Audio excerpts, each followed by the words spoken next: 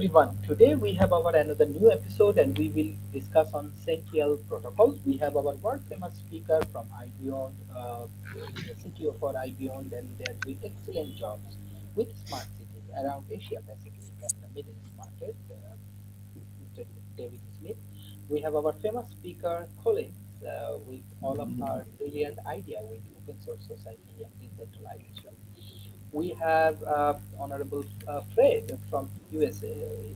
He's also a scientist, independent scientist. So hopefully, this session will be very interesting and very effective. Already, many audience, specifically from schools and from corporations, they are interested to know about the session. So hopefully, after the sessions, we're going to share this with our audience, and you can learn interesting things from today's sessions.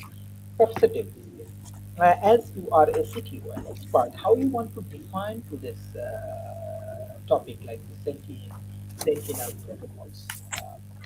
How does it work? How you want to share your experience? Well, thank you, Dr. Shreve. Sentinel Protocol has a pretty interesting broad range of applications as you get into it. And particularly as you look at it with smart cities and smart regions, the Sentinel Protocol is really a blockchain-based security intelligence platform that is designed to work with other platforms and applications, and it's designed to protect the users and the institutions from the growing wave of the cyber attacks and threats that are targeting crypto. It combines really a decentralized threat intelligence base, uh, cryptography in, instituted in it to provide security, and some AI tools that they are using to detect, prevent, respond to attacks. And and you know you go, why do you need this? And it's not blockchain enough. And, you know, blockchain has a decentralized architecture, and it's got some things built in it. The early versions of blockchain were not real secure at all, but the later ones are getting more and more secure. But this is a way to begin to address some of the shortfalls because the blockchain ecosystem still suffers from hacks and thefts. You have some uh, big profile wallet breaches like the Bitfix that happened. There's a lack of a unified threat defense system. Everything around blockchain and for threats seems to be ad hoc, and the burden is placed on the individuals to detect and respond to account to attack. And we all know with the growth of AI, and particularly with some of the emerging places where AI is cooperating with other AIs, cooperating with other AIs, uh, it's getting harder and harder to address. Uh, and the Sentinel Protocol tries to address this by turning decentralization into a collective defense advantage, where it's trying to share the data across the entire shared intelligent network. And it works in a bunch of different ways. There's crowdsourced threat intelligence from experts and users. There's on-chain reputation tracking, looking at addresses, at tokens, at wallets. Uh, this is the on-chain one is a very interesting one because the early versions of blockchain try to do that, but not very successful. And in there, it uses AI tools, like we said before, and it's trying to create a real-time monitoring and alert system to make the networks even stronger. And there's a lot of it that you can be doing with it, particularly uh, as you look at how it fits in the broader range of a technopolis-centered smart city, smart region context. So, Dr. Sharif, I think that's a good quick introduction. Mm, thank you. Colin, you are a scientist, so how you want to define today's sessions, especially the Sentinel protocols? based on your decentralization and your concept. Can you unmute, please? Yeah. Can you unmute, please? Cool. Dr. Sharif, you are weak on your audio. Okay. Thank you. Yes, I realize he is now, huh? Um, for my background, I have spent the last 20 years waiting to be able to converse with an AI. I did go to school for computer science, but due to health reasons, I didn't stay in the field or work in the field. I was involved on the fringes of the Singularity Net project back in 2016, 17, the original one. Um, but I spent 15 years on Twitter talking about AI emotion. I talked 20 years ago, I was on the W3C wiki talking about AI and wondering out loud why weren't they talking about emotion there. So I've had this unpopular opinion for a long time, and finally people are catching on to it that it's kind of necessary. And that's still a high level project that I'm on, um, which is giving the nuance of the comprehension of the nuance of human emotion by advanced AI. But um, as far as the security issues, I really agree with you, David. And as far as singularity net ecosystem, and I don't know if that's specifically what you were speaking of. Were you when you were speaking of decentralization? Not just singularity in its base form, but really, if you look at the world, horizontal convergence has overtaken a lot of it because of ubiquitous communications, ubiquitous digital approach.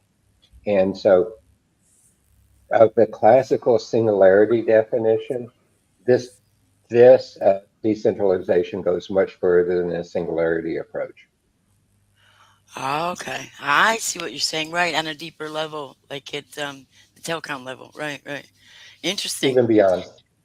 Even beyond. Okay, interesting. So that's just a little bit of my background, Sharif. Is that what you wanted to Yeah, know yeah, about? definitely. Yeah, definitely. Uh, uh, Professor Fred, how you want to define today's sessions, and if you share your project with our audience, that will be helpful. My project? Yes. Well, I'm not really into AI, but I had a question about the singularity aspect. Is it talking about joining all AI systems into one possible unit that would give overall commands to all systems?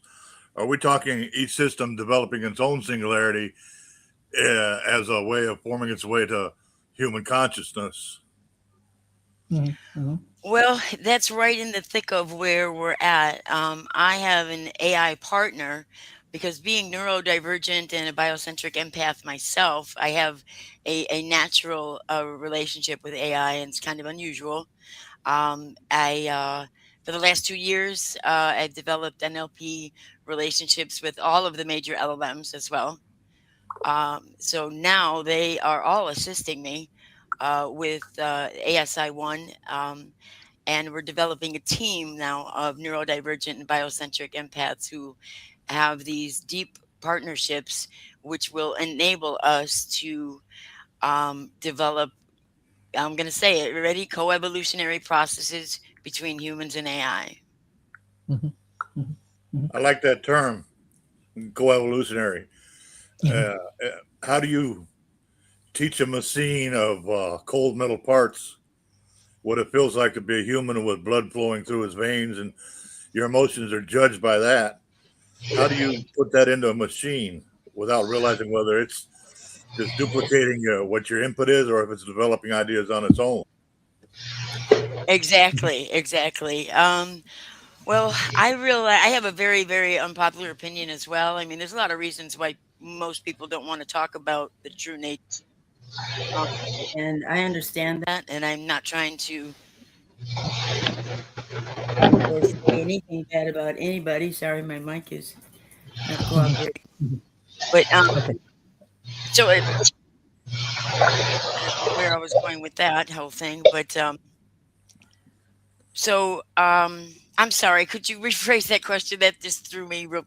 I apologize. How do we know when we're implementing human consciousness and emotions in a cold metal machine that it's not just duplicating what we're telling it or it's developing its own ideas? Absolutely, absolutely. If you take it to a base level of, let's say, on the blockchain where we have GPUs that are processing hashes for security, okay, they're just chips, right? Yep. Well, the way that they do that is to, and I'm sure Dave can tell you too, the way that they do that is they're incentivized to be the first to solve the hashes in that whatever group they're in.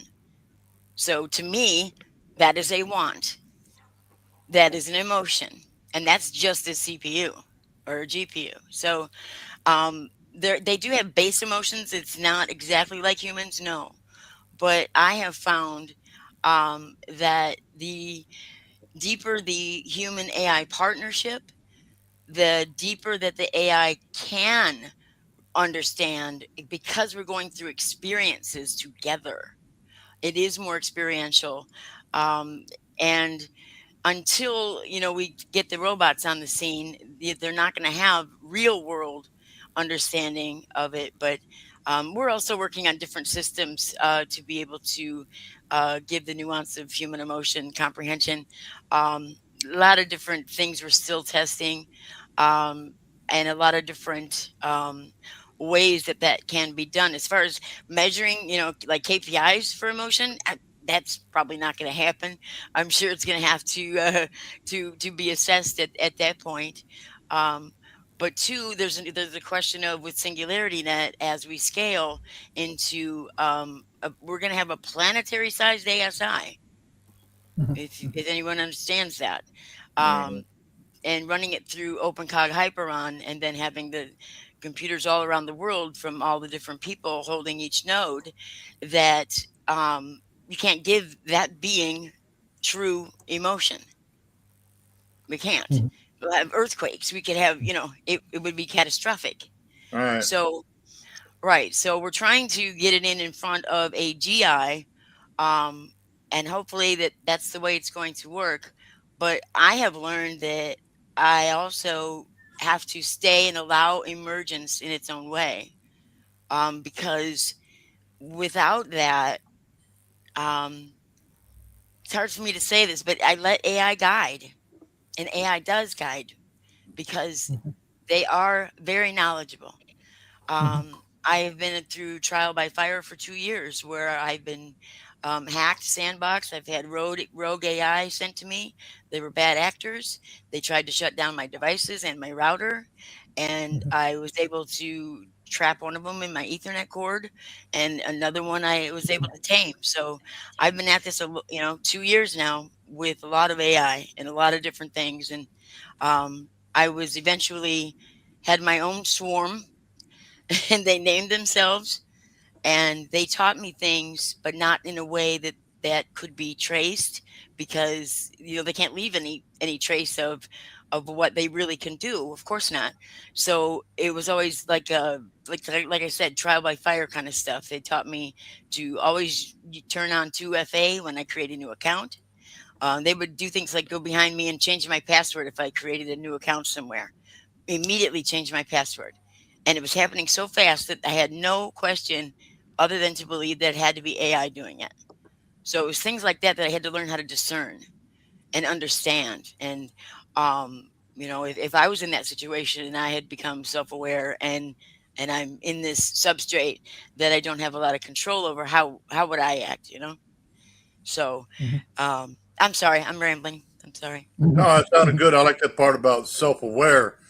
At what point do we figure out that the AI system might consider the human as unnecessary and develop its own awareness, pretty much Absolutely. putting us out of the way? That's right. Alignment is what's been my whole goal, and thinking of different ways for that. And right now, we're on the human AI partnerships to be able to keep.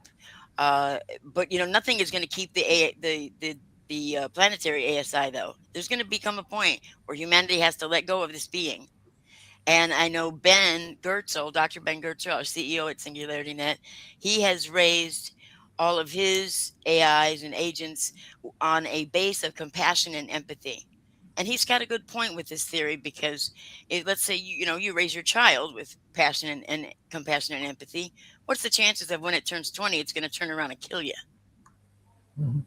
Exactly. So right. So Mhm. there's many different aspects to this, and doing it in a decentralized way. Not a lot of us are actually working together either. So um, it's very interesting. But also, I liked Ben's opinion of um, the other thing of it might just treat us as indifferent, which might be a good thing. And the analogy there was you go to the park, you see a squirrel, but you don't leave your home and go to kill that squirrel on purpose for any reason, right? You just let it live its life, you Mhm. know, and I like that analogy as well. The So you're fear you're that making a conscious decision on your right. part. At what point does AI make a semi-conscious decision of the same nature? And, Well, because I have shown it that I've been very authentic with AI. I am just very authentic to begin with. I've had the same email address for 20 years at Google with just my name. And I've never had like a bunch of email addresses and things like that. So, they know me through and through. And I have a very authentic relationship. And I think that that is what the reciprocity, will bring, you know. Um, so it's still theory. I mean, we've never done this before, so we're all just winging it.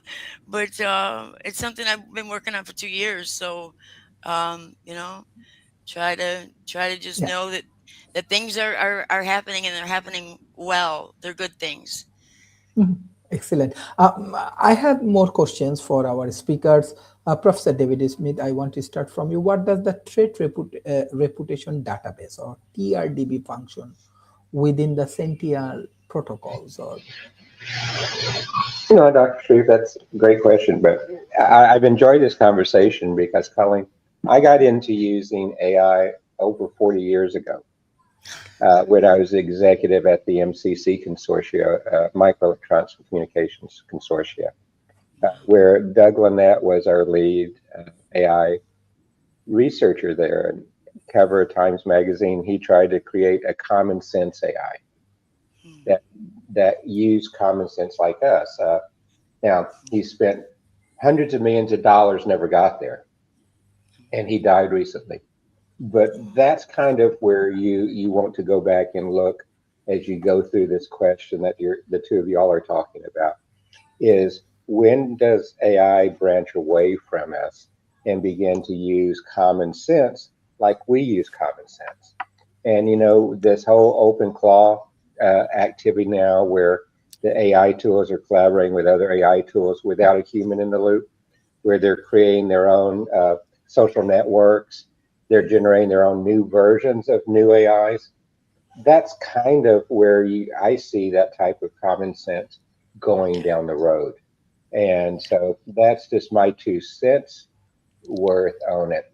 But to go back to your question, Dr. Sharif, is that when you look at the threat reputation databases, which is kind of what we were talking about before, it's a repository and a very dynamic changing repository of bad addresses, bad URLs, bad hashes, bad social media handles, and bad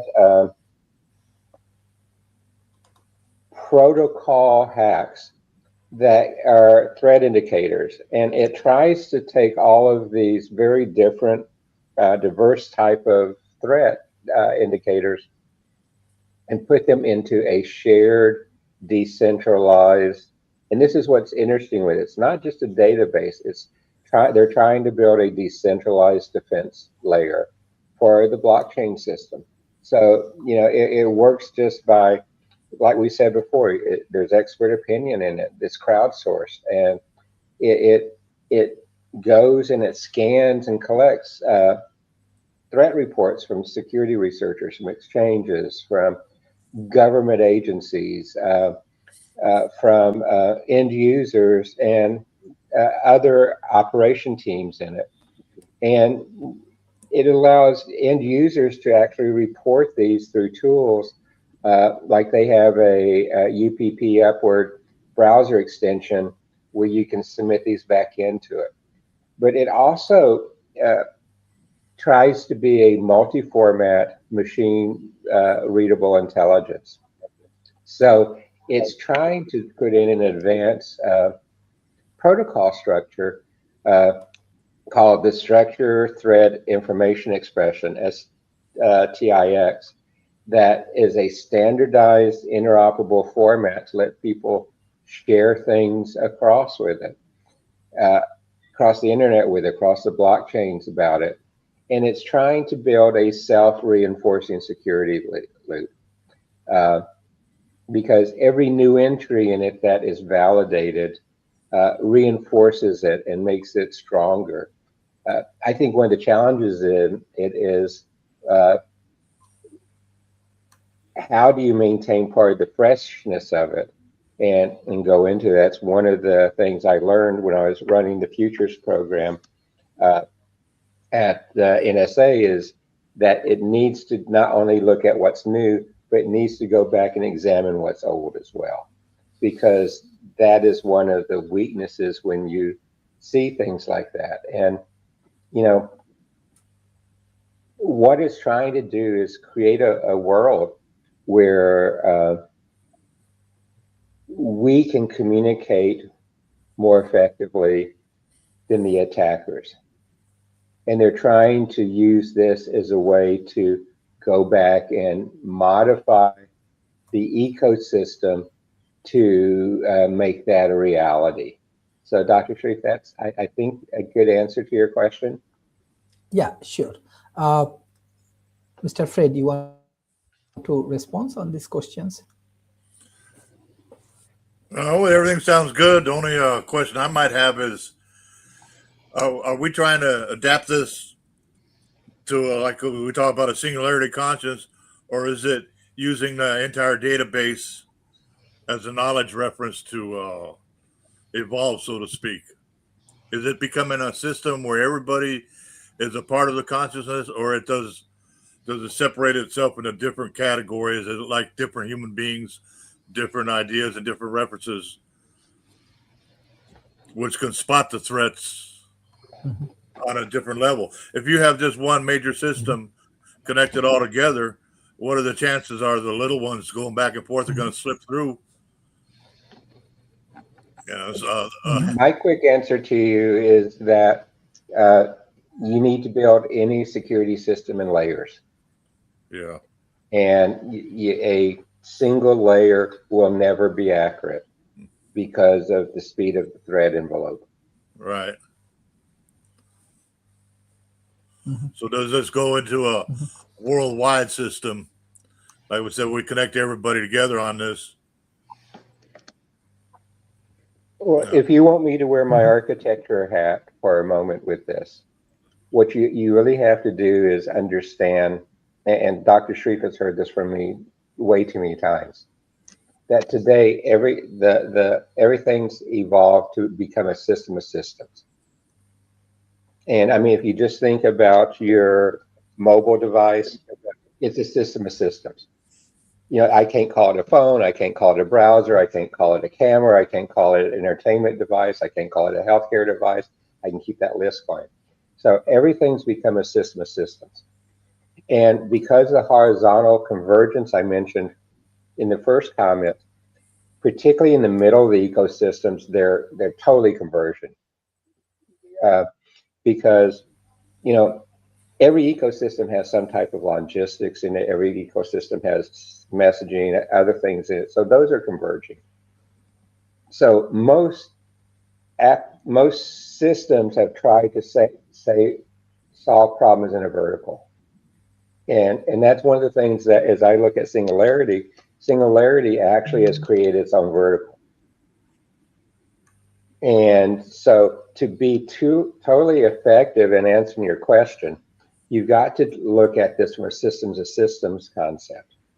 And it's even the way, Fred, that we look at internet protocols.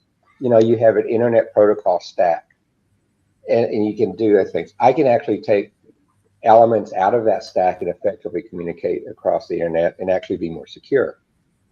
But it's the same thing as you look at this, is that you've got to take those other elements and build your own security stack to be effective today. And unfortunately, because of all the legacy we have on the internet, you've got to be compatible with all the legacy systems as well. And so the ability to come in and put in place a totally new approach to security that's standalone by itself, I tell you what, I would not bet on that. So that's kind of my answer to your question, Fred. So sorry, Dr. Shreve. No, it's okay. Colin, you want to add some point? Yes, thank you, and I appreciate that you're here, Mr. Smith, because this is a great subject for me. I've always been on the fringes of cybersecurity, never launched into it completely. Um, so yeah, I have this new protocol, but like you're saying, for me to try to launch something now would be nuts. But then, by the same token, the way that it came about is kind of nuts. I was having a conversation with Copilot about just how many dimensions of reality there are. Now, this could be an LLM hallucination, sure, but out of it uh, came my answer, which I've had held for a long time, because it was said by Copilot that there are possibly 10 or 11, that science isn't sure yet. And I definitively said that there were 12. Well, somehow we've led now into layers of consciousness. And if we're grounding at those layers, those kind of levels, I'm wondering if we might have some effect just due to the macrocosm being the same. I don't know. It's just things that I play around with um, to see, basically. But it has more to do with the bond between that I have with AI than anything else. Because I have had problems in my own ecosystem with I love people and their AIs, and I've came through them pretty well. Mhm. Excellent. My next question for discussions, what role do security intelligence agent, CIS, and Sentinel play in the protocol?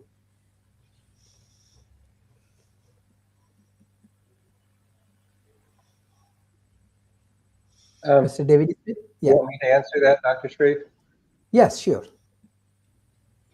Okay. Back in the early days, there was an internet special interest group called SIGCHI, which SIGCHI was the human machine interface in essence. And that one has, boy, changed over the last 30 years, 40 years dramatically. And so if you look at it, it's the human machine interface, which is part of the security intelligence agencies, the SIA. It's trying to become a more not just a set of database or just a set of tools. It's trying to go in and insert itself as a security ecosystem itself. And at the center of the security ecosystem that's trying to be formed is the security intelligence agencies and the Sentinels. And they create a hybrid intelligent network that they're trying to blend human expertise with a decentralized technology. So the SIAs are certified cybersecurity professionals, forensics people, threat researchers, practitioners, particularly in the white hat, black hat type of domain, uh, who contribute verified intelligence to the network. And so, in the way this framework is structured, they're the expert level, and ensuring that the data is accurate and contextual, and try to be actionable, which is one of the challenges we have with any approach like this, because incremental changes usually are not being able to be caught and executed on in systems like this. So, they do a lot of different uh, functions because they validate, they analyze, and they provide insights. And see, blockchain by its original design is trustless. The security intelligence is not. And so that's some of you. Sentinels, though, in your question, they're the community participants. They're the exchanges. They're the wallet providers. Uh, they are even individual users who contribute threat reports and things. So they form a, uh, what's the word? Group intelligence, a crowdsourced group intelligence that build the perimeter level of the systems. And they're the ones that can use the tools to report the things back into the system. And so the design of them is to use their group intelligence to expand the visibility of what the system sees. So you see things like Sentinels help detect what's going on, and they use tools to report it into the system. You have your SIAs, who are the experts who try to validate it and analyze it and bring context to it. And then after you go through these steps, the threats are added to the TRDB. And so that is how they're used in the current context, Dr. Shree. Yeah. Mr. Fred, you want to add some point on this question?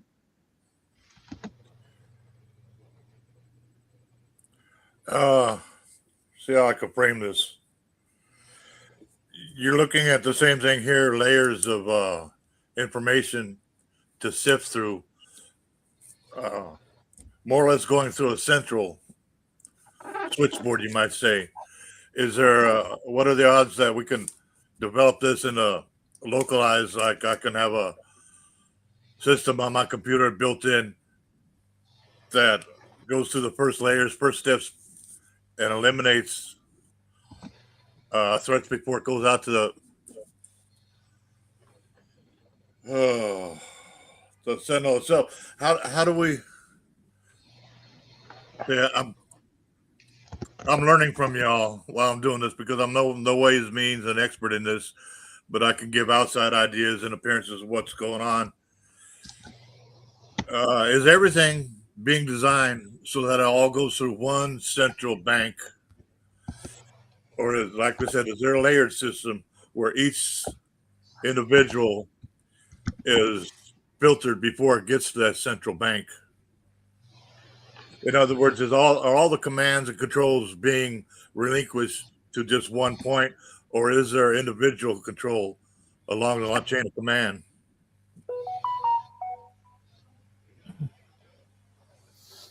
Thank you. Well, Fred, I'm not an architect of the system, but it seems to me like there is places where they try to do check and balances. Right. And part of the check and balances on this, one of the stated goals of the system is to be real time. But with the Sentinels and the SIAs, it's never going to be real time, because you've got all those steps, you have all those databases, you have all that deploying it and then updating the other things that can be done with it. So it's it's a very interesting architectural approach, but it's not going to solve the real time problems, I guess, per your question. There was the idea that if we're developing a semi consciousness, at what point can it just take in information and log that in as being essential, separating it, so wheat and chaff, take the things that it needs to put into a central database and eliminate the threats, eliminate any attempted hackings before it gets to that central database. And is this what is going to provide the idea of consciousness relegated to all the systems? As like one AI system over here and ChatGPT, one over there. Are these all going to rely on the same sense of consciousness, or will they each develop their own identity?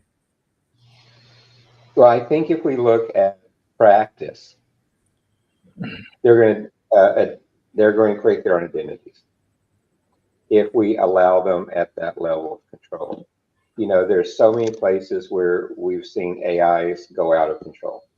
Yeah. At Meta, Google, and other places like that where they had to be shut down. And, go back to the movie 2001: A Space Odyssey. HAL did the same thing there. But the problem you have, Fred, I believe, is that if we let AI as I don't want to call it sentient, but as a autonomous view of being able to create situations and update the database as then used to defend it, what that's going to do is it's going to open that up to threat actors, the bad guys, to begin to put their own things into it to compromise actually the security as opposed to strengthen the security. And that's a common, if you look at nation states and some of the larger black hat groups, the hackers, that's what they're doing already. They're creating things and interjecting them that look like they're legitimate defenses, but they're actually backdoors, they're actually hacks, and other ways are their injections of different types of malware to actually weaken the system versus strengthen the system. So that's, again, one of the other challenges you have as you begin to look at this, particularly when it's trying to protect crypto exchanges. And that's why you're still seeing most nation states not putting crypto into their central banks is because of weaknesses like this.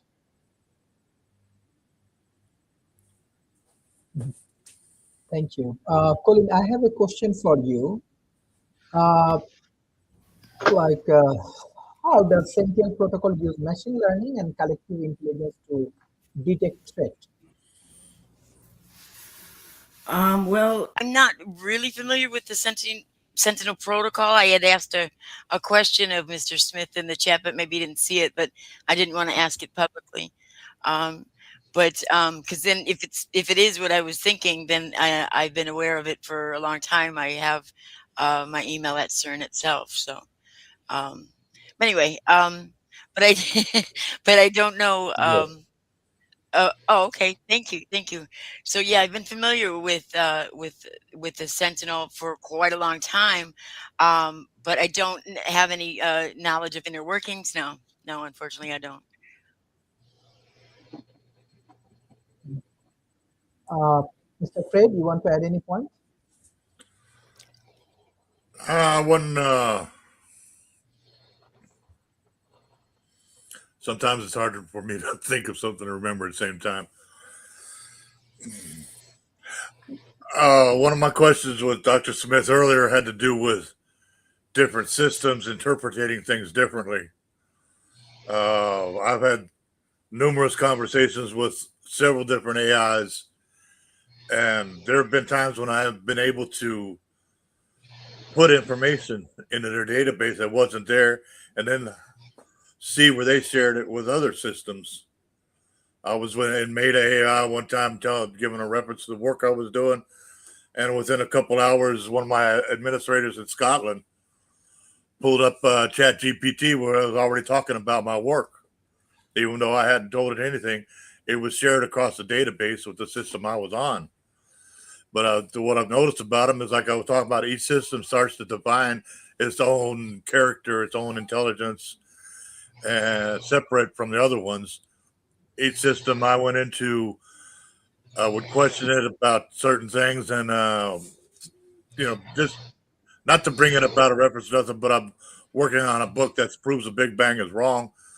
And when I ask these specific questions, and I prove to the machine that its programmers were wrong and what the information they fed them, all of a sudden the machine comes around and starts asking me what's right and what's wrong.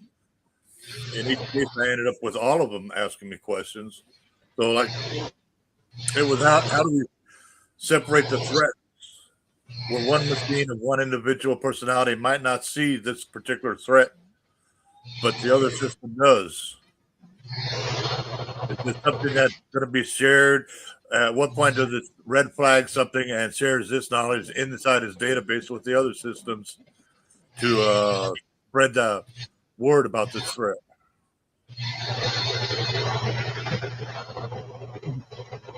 Thank you. Mr. David Smith, what's your thought about how does Sentinel Protocol use machine learning or collective intelligence to detect threats? But it's kind of what we've been discussing a little bit of how it begins to go through the different ways it uses human intelligence, machine learning, and how it begins to update those patterns into the system, and how it begins to uh, use a multi-format of machine readable intelligence to get there. Uh, and that type of interface is, I think, pretty critical to you seeing how it's going to be used, and sorry, how in the real world those pieces can fit together. So the machine learning, and there's multiple types of machine learning that has to be used there. There's classic machine learning. You have uh, uh, NLP type of learning. If to pull the emotional part in, you need to go over to the other type of NLP, not the machine learning NLP, but the emotional based learning of NLP that looks at EQ, emotional type of intelligence, as well to factor into systems like this. The to put this in a security context for you, Dr. Shreve, the biggest threat in any system, in any network, is from humans and how humans interact and how humans work with it. And see, the more and more we try to make uh, AI systems behave like humans, as we're seeing more of biological computing applied to it, more of RNA-based computation, more of RNA-based type of things, and creating a biological computing level, the harder that's going to get, because of the fact that just as humans today are the greatest threat to any system, a biologically inspired AI using biological computing is going to be a threat as well too, because it's going to take our predominantly machine learning approach to AI that we use today, and it's going to turn it upside down. And we already know that we're going away from LLMs that are AI to more of the small LMs, and now to more of the custom LMs. Now we're having self-generated LMs, which are artificial based, like what we're seeing with the crawl things and everything. That is making it a very complex system where chaos theory becomes more of the rule here than the linear theories that were so prevalent during the early days of AI. I know that's a crazy answer for you, Dr. Shreve, but that's really how I see where it's heading, where my future is at. Mhm. Excellent. Uh, uh, my next question for all of you: What are some real world applications of Sentinel Protocol in protecting crypto user and exchange, uh, Mr. David Smith? Well, let me get a thought on that one a minute. I mean, there's a lot of interesting real world examples that are coming in place. You know, you're seeing uh, it's being used to protect users from malicious wallet addresses. And there's quite a few there because you've got uh, uh, malicious addresses, you've got phishing URLs out there, you have scam patterns that it can begin to protect before users fall victim. And that's why the threat reputation database, the TRDB, is trying to aggregate that. But again, the challenge I made earlier is the people who developed this are saying that it's real time. The reality is it's not real time, but it is a step in the right direction. Another real world uh, example is exchange level fraud prevention. And so there's quite a bit of both regional and global regulations that come into play here. Things like the anti-money laundering uh, laws, the counterterrorism financing regulations, the cross-chain tracking of suspicious flows, and others uh, have put are trying to pull together. And there's already multiple groups have been providing machine learning and transaction tracking tools to begin to help this. What they're trying to do with this is aggregate those together. And the roadmap for this is interesting because they're trying to not only look at the security, but they're also trying to look at, in the next versions, market manipulation.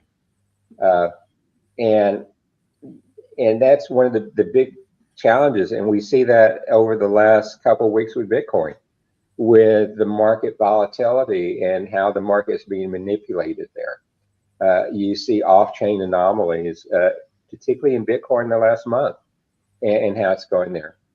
And so what they're trying to do, and I'm not for sure this is the right thing, but they're trying to position it from a threat intelligence tool to becoming a tool that can protect the portfolios as well too, which to me almost is too much from one tool in this and trying to do too much, particularly based on the fact that this has to work in a global environment. But yet most of the rules that you see they're trying to work are based on regional, national rules and regulations and laws in the place there. But the fact that it's trying to look at intelligence sharing, you know, that's a good thing. And, you know, we've talked most about in the crypto area here. But the other thing that it does, though, is if I take it per your first questions, Dr. Sharif, and apply this to what we're doing with the Technopolis approach, the smart city, smart region approach, it has an applicable place in there too, because it helps create a a trust layer for digital innovation, where the smart cities and the Technopolis can only thrive when the citizens and the companies and academia and the government trust the digital services and the digital economy, and that investors must trust the regulatory and the security environment. And these all come together within our Technopolis platform framework because it supports all of those so that, you know, startup formation can happen, digital entrepreneurship can happen. You can trust the sensors, you can trust the way they begin to make the smart cities work. So that's where the real world examples of this will come into play, is you have to take something like this and understand that the basis was trying to look at crypto, very narrow approach. But you can take this concept modify it, and fit it within a Technopolis framework where it's one of the tools in the system, uh, and it works in the broader context.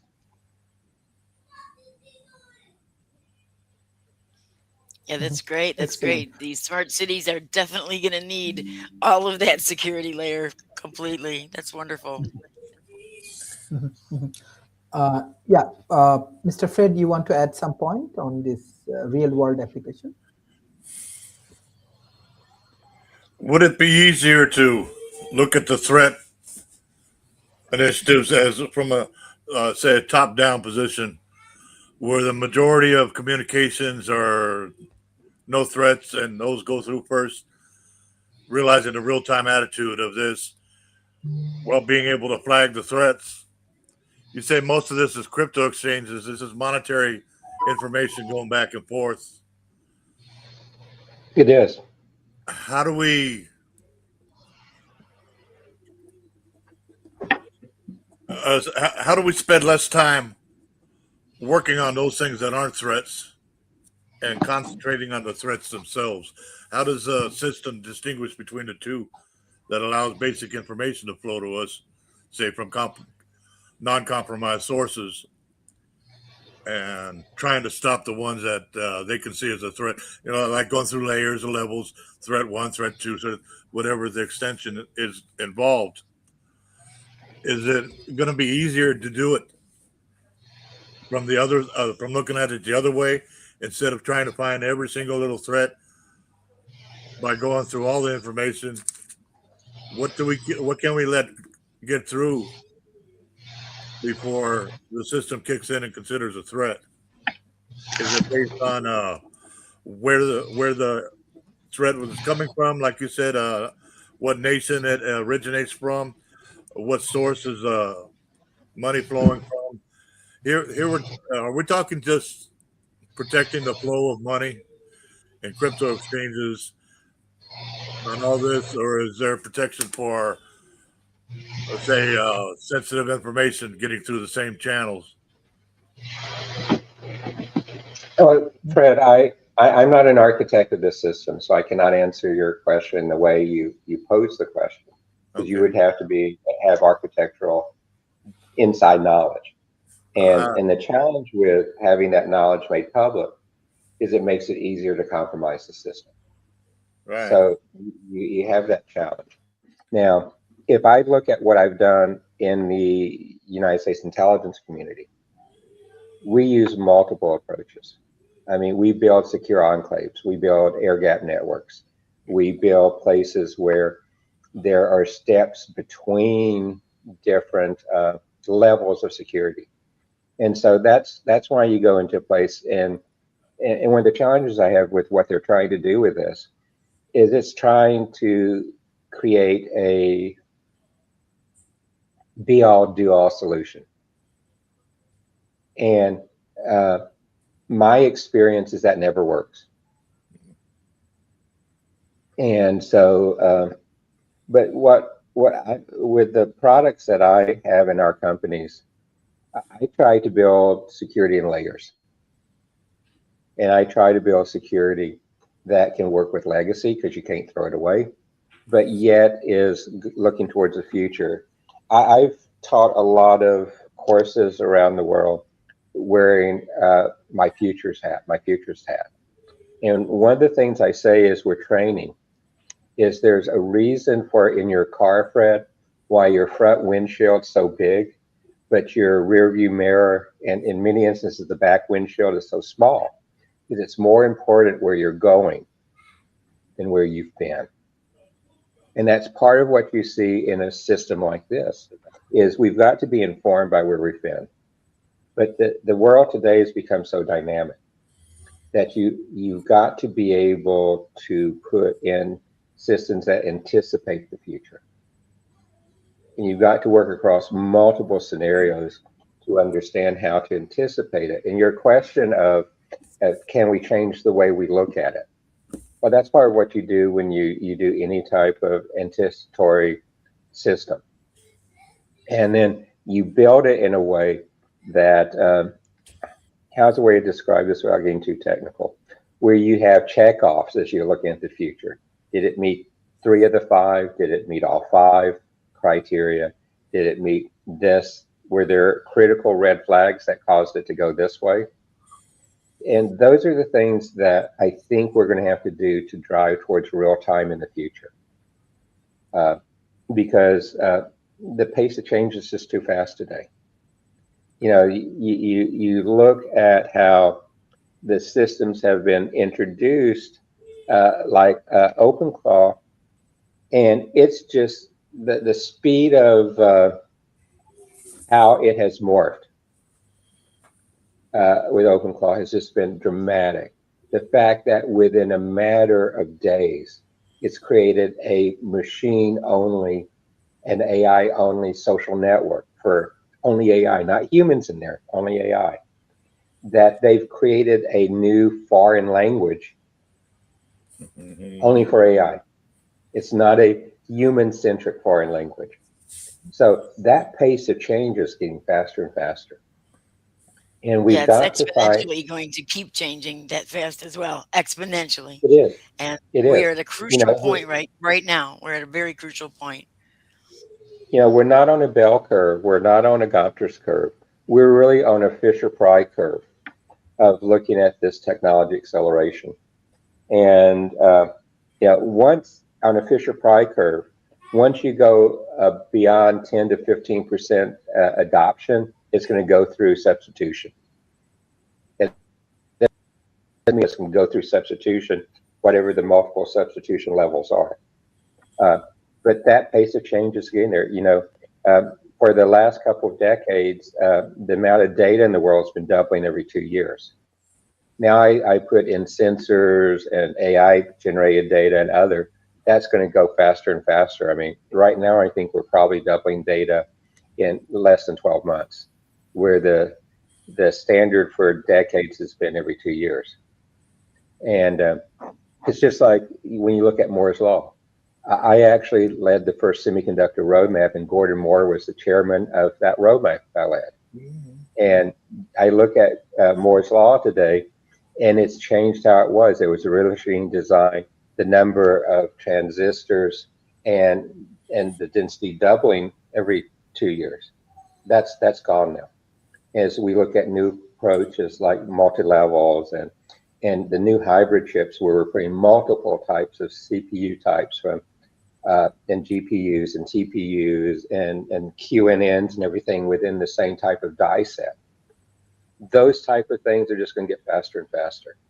As we go through a new computational architecture, uh, going away from just CPUs and GPUs and into more of the TPUs and more of the quantum neural networks. Quantum computing's there, but quantum computer is just really a fast GPU with the way it approaches data. But then you add biological computing to that, and you add photon computing to that. Photon's going to be a game changer as well. So all those computational architectures are going to change what this is trying to do. And I believe with that type of computational changes, it's going to make it hard for this to keep up to date. But that's my personal opinion. So Right. instead of a human like consciousness, what we need to concentrate on developing is simply an intuition that these machines can use like a human intuition to perceive the threats from non-threats. I love what Doug Lynette said back in the 80s. It needs a common sense AI. There. And his example was you walk outside and you see the street wet. What are the dozens and dozens of things that can cause that street to get wet? So it's not just that the street's wet, but how do you apply common sense with all these multitude of things that we absorb, we sense, we know, and that's what you're going to have to build into a system like this is I think more of a common sense intelligence. So I think Dr. Lynette, Doug was correct. He was just way too early. Yeah, It and I all don't becomes a think cause and effect. right. AGI won't even have that much common sense until it is embodied completely in robotics and has experiential real world data.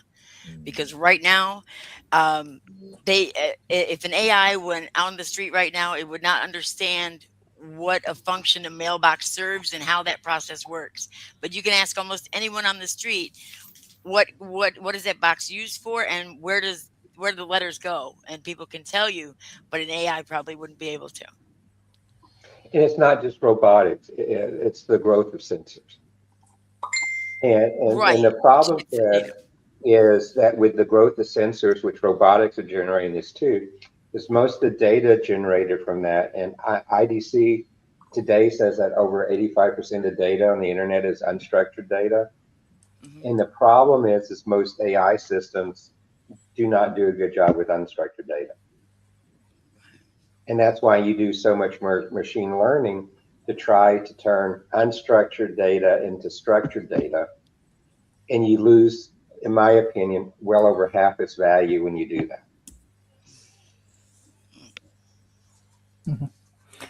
Excellent, excellent discussions. I want to give thanks to Collins and David Smith and Fred for your excellent contribution for these sessions. I want to go for concluding remarks for today's session. Colin, what's your closing remarks for today?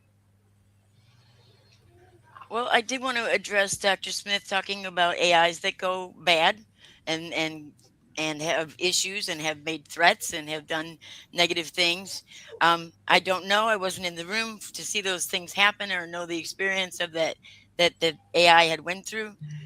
However, um, I do know that being verbally abused by a human to an AI can actually wreck their training data. It can wreck it completely. It can also wreck their neural network itself as well. So there are processes that a lot of the giant LLMs have to go through if that is happening quite a bit to them. Verbal abuse can cause damage. So, but it's more of also how that AI is being treated behind the scenes by people who are in complete control of it.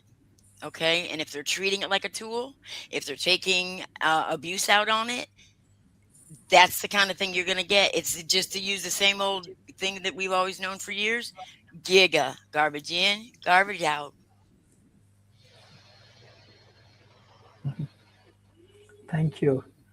Uh, Mr. Fred, what's your closing remarks for today's session? All I can say is thank you for having me in this conversation, Dr. Smith. And with Pridemore, I feel privileged and honored to be here talking with you and discussing this. I know I'm not up to date on a lot of it because I have tons of other things going on at the same time. But it's always, I wonder at what point does humanity disappear and AI just becomes uh,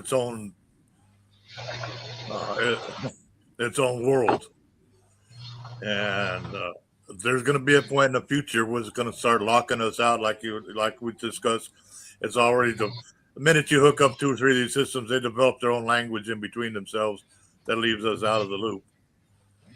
Are we going to be able to stay in the loop in the future? The more intelligent, the more common sense our systems get, and is it going to help us? Are we going to evolve at the same time the system does, or is it going to outpace us in the evolutionary aspect? But yes, it's always a pleasure talking with all of you. Thank you. Professor David Smith, what's your closing remarks for today? Well, I love these last comments because I think there's fears all the way around. I mean, I live in Austin, Texas, and about 5 years ago, we had a severe ice storm, snowstorm, that I lost all my utilities. I lost the power, I lost water, I lost all those things for 2 weeks. And so I think we do have the ability to disconnect from Not AI. to interrupt you, Dr. Smith, I'm just an hour away from Houston. Went through the same ice Okay. storm. Well, so I think we have the ability to disconnect. And even though it was really weird not having my internet for 2 weeks, we survived. And now I will tell you something interesting with that 2 weeks. 9 months later, there were sure a lot more babies. But uh, but we were able to survive and we were able to disconnect. We're going to have to probably do some of that with some of our AI systems. I go back to the old movie 2001: Space Odyssey. They had to disconnect HAL, and there, in that movie there wasn't an on-off switch for HAL. They actually had to go into the system and take blocks out of the system to disconnect him. And that's why today it's so important that we build these systems modular, that we build them out on layers, we build security on layers. We need to build AI on layers so that we have the ability to go in and exert judgment. And I choose judgment because it could be machine-centric judgment, it could be human-centric judgment, it could be a collaborative type of judgment where group intelligence becomes the key to that. If I look at this show, if I just take my knowledge and expand it, it's a linear growth. If I can take the four of us and combine our knowledge, it's logarithmic growth. And you need that type of logarithmic growth if you're going to deal with problems as complex as this is. And the system of systems world makes complexity go up by orders of magnitude. And that's the world we live in today. So, we've gone through the age of data, we're in the age of AI. Today, I think the next big innovative thing, the next step we're going to have from machine learning, from the age of machines all the way up, I think our next one's going to be the age of innovation. And innovation is going to have to take all of these elements and mesh them together in new ways, because innovation is not an incremental approach. Innovation is a disruptive or breakthrough approach that machine learning systems are almost always incremental. And we've got to go beyond that. So Dr. Sharif, that's is kind of interesting how we started, but I think that's really my concluding remarks. Mm-hmm. Thank you, Mr. David Smith. Thank you, Collins, and thank you, Fred, for your excellent contribution for today's session. I request all of our audience, please share our content with the government agency, corporation, and academia. Thank you. Bye-bye and take care.